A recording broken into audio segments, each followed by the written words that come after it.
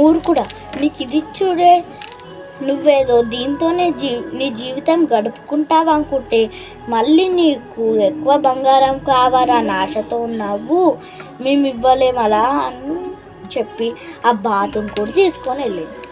ఆ బాధతో కోపంతో కొండయ్య మళ్ళీ చెట్లు నడుస్తుండగా తన కాళ్ళు 2 విరిగిపోయాయి. పొద్దుగార వెళ్ళి సాయంత్రం వారికి రాలేదని కాంతమ్మ అడవికి కొండయ్య నడుచుకుంటూ వెళ్ళింది. కొండయ్య కొంచెం శబ్దం రాగానే కాంతమ్మ అక్కడికి వెళ్ళగా కొండయ్య 2 కాళ్ళు వెళ్ళిపోయాయి. కాంతమ్మ ఏడ్చింది. తర్వాత కొండయ్యను ఇంటికి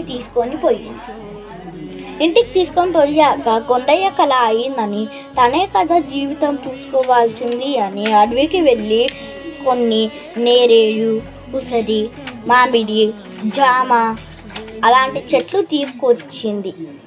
కొన్నేమో వాళ్ళు తిని కొన్నేమో సంతలో అమ్మేవారు.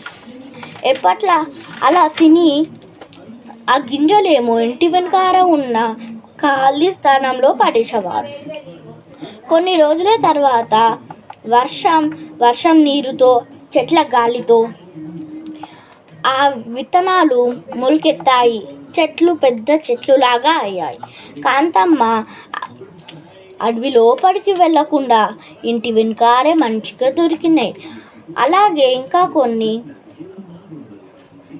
పూల చెట్లు మరియు పండ్ల చెట్టు, వెజిటేబుల్స్ అంటే కూరగాయల చెట్లు ఇవన్నీ పెట్టేయంగా చాలా చెట్లు వచ్చేసాయి.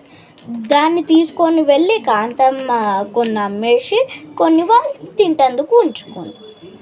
వాళ్ళు కష్టపడేది చూసి వనదేవత, వీళ్ళు మంచిని కష్టపడుతున్నారు కదా, ఏమన్నా వరం ఇద్దాము అని వాళ్ళు మంచిగా బ్రతకారని తదాస్తు అని చెప్పి వెళ్ళిపోయింది.